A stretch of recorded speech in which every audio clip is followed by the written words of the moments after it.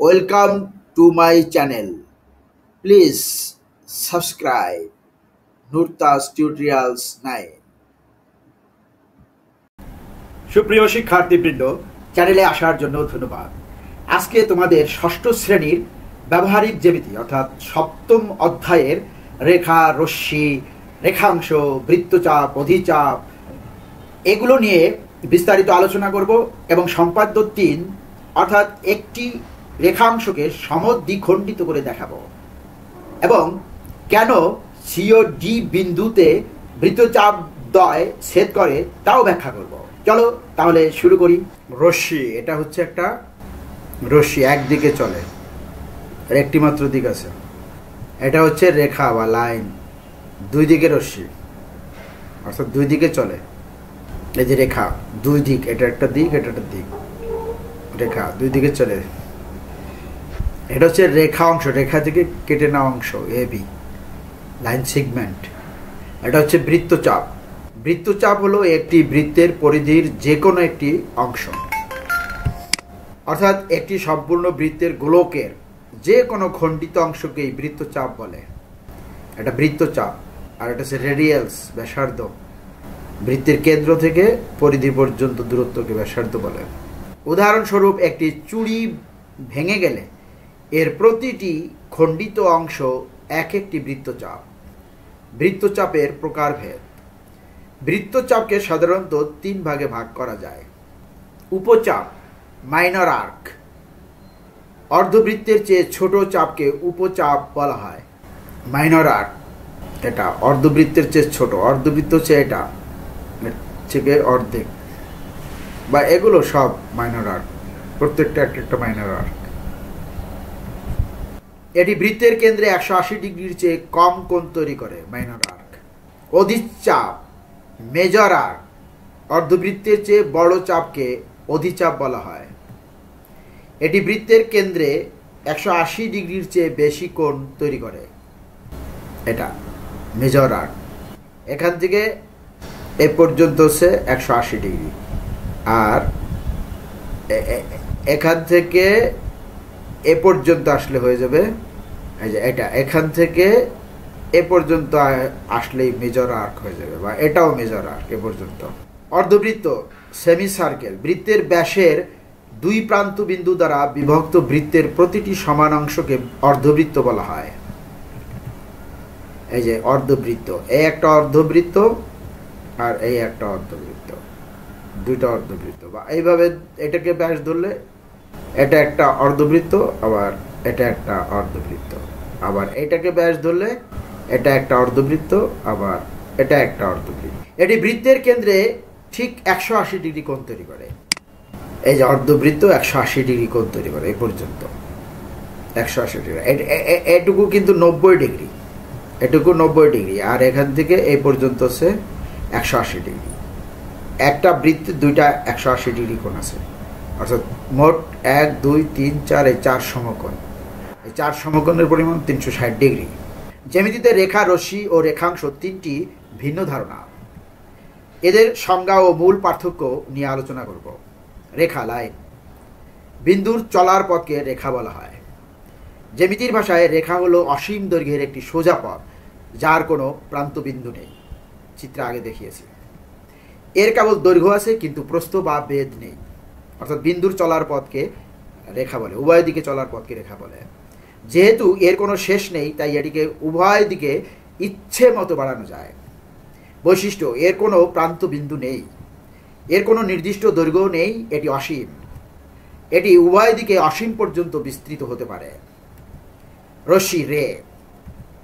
রশ্মি হলো রেখার একটি অংশ যার একটি নির্দিষ্ট প্রান্তবিন্দু বা সূচনা বিন্দু আছে এবং অন্য প্রান্তটি অসীম পর্যন্ত বিস্তৃত, অর্থাৎ এর একটি প্রান্ত স্থির এবং অন্য প্রান্তটি চলমান।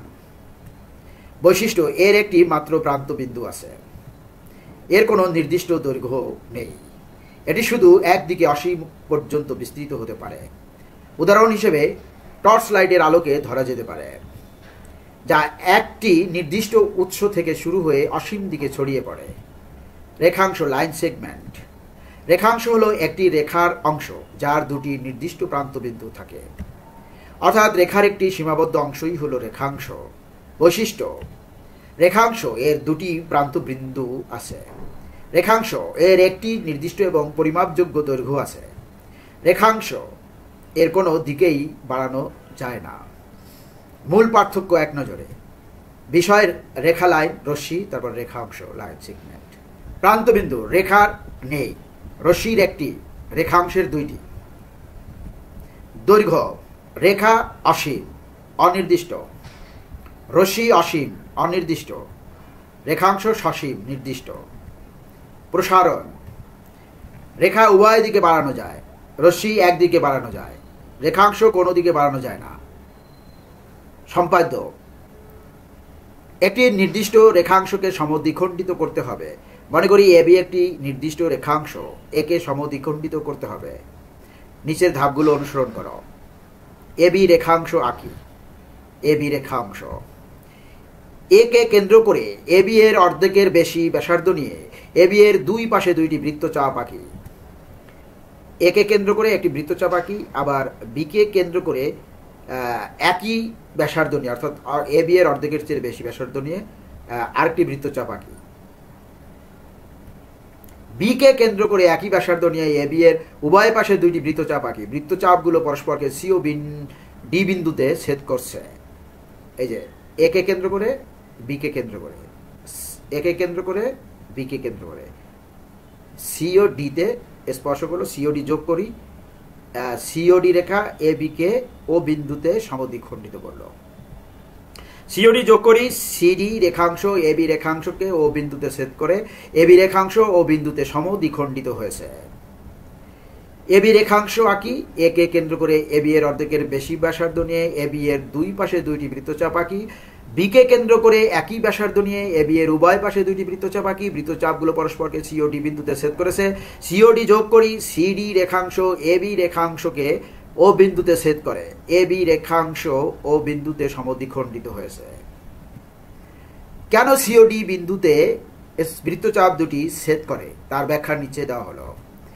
ব্যাসার্ধের দৈর্ঘ্য অঙ্কনের দ্বিতীয় ধাপে বলা হয়েছে এ বিন্দুকে কেন্দ্র করে এবি রেখাংশের অর্ধেকের বেশি ব্যাসার্ধ নিয়ে বৃত্তচাপ আঁকতে হবে। তৃতীয় ধাপে একই ব্যাসার্ধ নিয়ে বি বিন্দুকে কেন্দ্র করে আবার বৃত্তচাপ আঁকতে বলা হয়েছে। ব্যাসার্ধ এবি এর অর্ধেকের বেশি হওয়ার কারণেই বৃত্তচাপ দুটি একে অপরের নাগাল পায় এবং পরস্পরকে ছেদ করতে পারে। যদি ব্যাসার্ধ অর্ধেকের কম হতো তাহলে বৃত্তচাপ দুটি কখনোই মিলিত হতো না। ছেদবিন্দুর অবস্থান: জ্যামিতির নিয়ম অনুযায়ী যখন দুটি বৃত্ত বা বৃত্তচাপ একে অপরকে ছেদ করে তখন তারা দুটি ভিন্ন বিন্দুতে ছেদ করে যদি তারা পরস্পরকে শুধু স্পর্শ না করে। প্রথম বৃত্তচাপটি এ কেন্দ্রিক এমন সব বিন্দুর সমষ্টি যা এ থেকে একটি নির্দিষ্ট দূরত্বে ব্যাসার্ধের সমান অবস্থিত। দ্বিতীয় বৃত্তচাপটি বি কেন্দ্রিক এমন সব বিন্দুর সমষ্টি যা বি থেকে একই নির্দিষ্ট দূরত্বে অবস্থিত। সুতরাং সি এবং ডি হলো সেই দুটি অনন্য বিন্দু যারা এ এবং বি উভয় বিন্দু থেকেই সমান দূরত্বে অবস্থিত। এ কারণেই সি ও ডি যোগ করে অঙ্কিত সরল রেখাটি এবি রেখাংশের লম্ব সমদ্বিখণ্ডক হয়। মূলত দুটি প্রধান কারণে বৃত্তচাপ দুটি পরস্পরকে সিওডি বিন্দুতে ছেদ করে। ধন্যবাদ যারা ভিডিওটি সম্পূর্ণ দেখলেন।